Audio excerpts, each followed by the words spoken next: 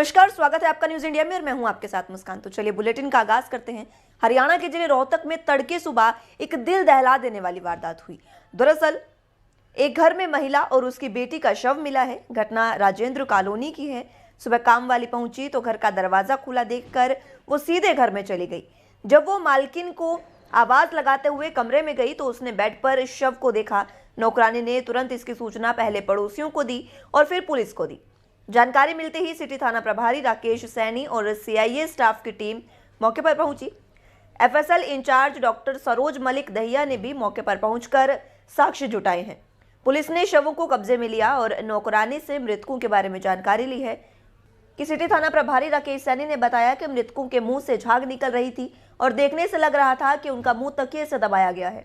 वहीं मृतका के पति सांघी गांव निवासी संदीप का भी अभी तक कोई सुराग नहीं लग पाया है। उसका फोन भी बंद है और मृतकों की पहचान संदीप की पत्नी सुनील और 6 साल की बेटी भावना के रूप में हुई है। महिला का पति गायब है। ऐसे में शक की सुई उसी की तरफ जा रही है। आशंका है कि उसने पहले दोनों को जहर दिया और फिर तकिए से मुंह दबाकर उनकी हत्या कर दी। फिलहाल मामला दर्ज कर लिया गया है और पति की तलाश में छापेमारी पुलिस ने शुरू कर दी है। वहीं रोहतक के भिवानी रोड स्थित जनसेवा संस्थान की एक स्कूल की छत से एक 10वीं की छात्रा की संदिग्ध परिस्थितियों में गिरने से मौत हो गई है। पुलिस के अनुसार यह घटना मंगलवार दोपहर बाद की है। 6 वर्ष की उम्र में ही छात्रा ने अपने माँ बाप को खो दिया था। तभी से छात्रा और उसका भाई, बुआ और दादी उसका पालन पोषण कर रही थी। पुलिस के अनुसार गढ़ी मोहल्ला निवासी 17 वर्षीय मुस्कान जनसेवा संस्थान के स्कूल में 10वीं कक्षा में पढ़ती थी। दोनों भाई बहन हर रोज स्कूल में पढ़ने के लिए एक साथ जाते थे। मंगलवार को करीब 3 बजे परिजनों को स्कूल से सूचना मिली कि छात्रा स्कूल की छत से गिरने के कारण घायल हो गई है। उसके बाद उपचार के लिए पीजीआई में उसे भर्ती कराया गया। सूचना मिलने के बाद परिजन पीजीआई पहुंचे, जहां उपचार के दौरान उसकी मौत हो गई है। सदर थाना प्रभारी शमशेर सिंह ने बताया कि मामले में अभी तक परिजनों के बयान दर्ज नहीं हुए हैं। उनके बयान के आधार पर कार्रवाई की जाएगी। शव को पोस्टमार्टम के लिए पीजीआई शवगृह में भेज दिया गया है। बुधवार को यानी आज शवगृह में पोस्टमार्टम किया जा रहा है। वहीं खबर रोहतक से है, जहां पर महम चौबीसी के गांव खरकड़ा में एक 47 वर्षीय कर्नल जगबीर सिंह कटारिया बीमार होने के कारण शहीद हो गए हैं। बता दें कि कटारिया जम्मू कश्मीर में तैनात थे, जिनका गांव में राजकीय सम्मान के साथ अंतिम संस्कार किया गया। इस दौरान लोगों का भारी जनसैलाब उनकी अंतिम विदाई में उमड़ पड़ा। वहीं अंतिम विदाई में सेना के जवानों ने उन्हें सलामी भी दी।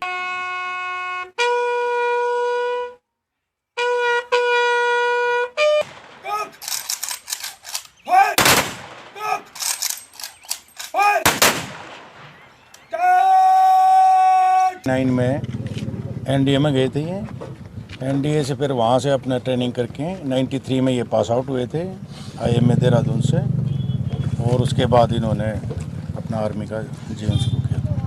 सर कितने दिन से बीमार चल रहे थे? बीमार अभी हुए थे 2-2.5 महीने से। फिलहाल किस पोस्ट पे थे सर? ये कर्नल थे, कर्नल रैंक था। अच्छा, और कोई खास? इनके बच्चे कितने? एक बेटा है जो इंजीनियरिंग कर रहा है, अभी फाइनल सेमेस्टर है उसका, चंडीगढ़ इंजीनियरिंग कॉलेज से। एनसीसी में जम्मू में थे कर्नल जगबीर सिंह कटारिया, और 1989 में एनडीए में गए थे। 1993 में कमीशन हुए थे। हम दोनों भाई, हम क्लासमेट ही हैं राय स्कूल से, और साथ ही एनडीए गए थे। ये 6 महीने और हमारा इतना ही फ़र्क है। हम एक क्लास के 10-11 थे लड़के राय स्कूल के।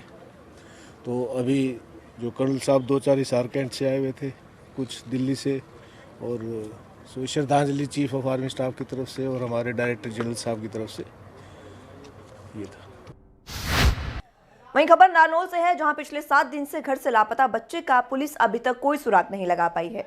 तो वहीं कल अज्ञात स्कॉर्पियो सवार के द्वारा 12वीं कक्षा के छात्र का अपहरण कर लिया गया। 7 दिन पहले लापता हुए बच्चे के परिजनों का कहना है कि पिछले 7 दिन से परिवार का रो रो कर बुरा हाल है, तो पुलिस के हाथ अभी तक खाली हैं। हालांकि पुलिस जांच में लगी हुई है, लेकिन अभी तक उनका बच्चा घर नहीं लौटा है। वहीं मंगलवार को 12वीं कक्षा के छात्र का सफेद स्कॉर्पियो में सवार कुछ लोगों ने अपहरण कर लिया था।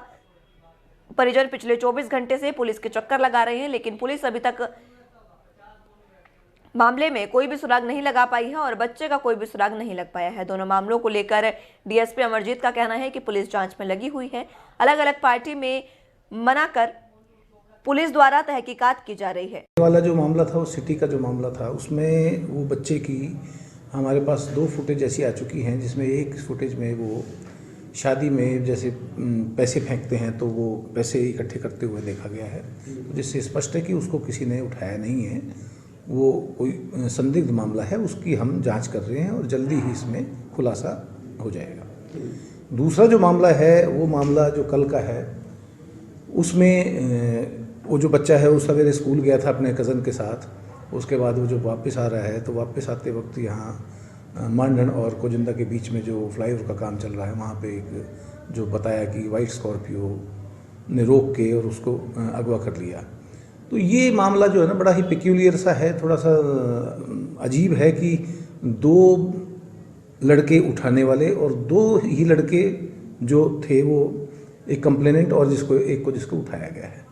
ना कोई रेजिस्टेंस हुआ, ना किसी प्रकार का वहाँ पे शोर मचा, ना किसी को उन्होंने बताया, और एक लड़के का किडनैप हो गया, दूसरा अपने आराम से खड़ा है, ना उसकी मोटरसाइकिल लेके गए ना कुछ और, स्कूल बैग लेके हेलमेट उतार के उसने अपने कज़न को दिया है, उसके बाद चले गए हैं। इस मामले में तहकीकात चल रही है। वहीं पिछले 4 महीने से सिविल अस्पताल में बच्चा बदलने के मामले में अब रोहतक कोर्ट ने आर्यनगर थाने में DNA टेस्ट करवाने के लिए ऑर्डर दे दिए हैं, जिससे परिवार में उम्मीद की किरण जाग गई है।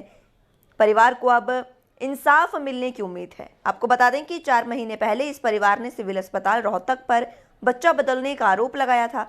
परिवार ने आरोप लगाया था कि उन्हें लड़के की जगह लड़की दे दी गई है। परिवार ने इस मामले में आर्यनगर थाने में भी मामला दर्ज कराया था और रोहतक SP से भी इस मामले में कई बार मुलाकात की थी, लेकिन कोई समाधान नहीं निकल पाया था। जिसके बाद अब परिजनों ने जब कोर्ट का दरवाजा खटखटाया तो 4 महीने बाद रोहतक कोर्ट ने आर्यनगर थाने को DNA टेस्ट करवाने के आदेश जारी कर दिए हैं। प्रशासन से हमें यही गुजारिश है कि हमारा DNA टेस्ट करवाया जाए। अगर DNA टेस्ट में अगर ये गुड़िया हमारी निकली तो हमें स्वीकार है। अगर मान लो ये हमारा बच्चा नहीं है तो हम डॉक्टरों के खिलाफ मुकदमा दर्ज करना चाहिए, उनके खिलाफ कार्रवाई करवानी चाहिए जल्द से जल्द। और हमारा प्रशासन से यही आज गुजारिश है कि हमारा DNA टेस्ट जल्दी से जल्दी करवाया जाए। वहीं हरियाणा कर्मचारी चयन आयोग ने 22 फरवरी को एक बड़ा फैसला लिया था, जिसके तहत 1035 पदों वाली TGT इंग्लिश की बड़ी भर्ती रद्द कर दी गई थी। इस बारे में चयन आयोग ने कोई कारण भी नहीं बताया था, जिससे अध्यापकों में खासा रोष देखने को मिल रहा है। इसी कड़ी में रोहतक में अध्यापकों ने सड़कों पर उतरकर सरकार के खिलाफ जोरदार प्रदर्शन किया और इस दौरान खट्टर सरकार मुर्दाबाद के नारे भी लगाए। इस दौरान उन्होंने भावी अध्यापकों की भर्ती पूरी करने की मांग रखी और लगातार सरकार पर तंज कसा। वहीं हरियाणा प्रदेश में ग्राम पंचायतों का कार्यकाल समाप्त होने के बाद अब जिले के सभी 346 ग्राम पंचायतों का कार्यभार प्रशासक संभालेंगे। BDPO पंचायत ब्लॉक के सभी गांवों के प्रशासक होंगे।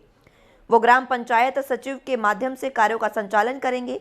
जब तक नई पंचायत का गठन नहीं हो जाता तब तक गांवों में चल रहे विकास कार्य ग्राम सचिव की निगरानी में पूरे किए जाएंगे। वहीं जिला विकास और पंचायत अधिकारी ओम प्रकाश ने बताया कि सभी पंचायतों के चार्ज वापस ले लिए गए थे। अब ग्राम सचिव ने और प्रशासक ही गांव की कमान संभालेंगे। इस बात का विशेष ध्यान रखा जाएगा कि किसी ग्रामीण को किसी प्रकार की समस्या न हो। हालांकि चुनाव आयोग की तरफ से अभी तक चुनाव का समय निर्धारित नहीं किया गया है। अब ऐसे में देखना यही होगा कि बगैर सरपंच गांव में साफ सफाई से लेकर अन्य कार्य कितने हो पाते हैं। सर, हमारे जिले में 340 ग्राम पंचायतें हैं, उनका कार्यकाल समाप्त हो गया। आज 23 तारीख को सभी के चार्ज ले लिए गए। ग्राम सचिव और BDPO प्रशासक लगा दिए सरकार के आदेश के अनुसार। वो सभी आगे की कार्य प्रणाली करेंगे। विकास कार्य जो बहुत अर्जेंट नेचर के हैं वो सारे काम, जैसे BDO को प्रशासक लगाया है ना, तो प्रशासक के स्तर पर चलते रहेंगे। ग्राम सचिव तो वही है जो पहले थे, वही अपनी पंचायतों में ग्राम सचिव है, तो कार्य चलते रहेंगे। वहीं रोहतक के डीगल टोल प्लाजा पर एक कार्यक्रम का आयोजन किया गया, जिस कार्यक्रम को नाम दिया गया जट्टा पगड़ी संभाल। इसमें पूर्व सरपंच मांगेराम को सरदार जी ने पगड़ी बांधकर सम्मानित किया। डीगल टोल टैक्स पर भारी संख्या में पंजाब से आए किसान पहुंचे और जट्टा पगड़ी संभाल नाम से एक कार्यक्रम आयोजित कर गांव के गणमान्य व्यक्तियों को पंजाब से आए किसानों ने पगड़ी बांधकर सम्मानित किया। फिलहाल के लिए इतना ही। आप जुड़े रहिए न्यूज़ इंडिया के साथ। नमस्कार।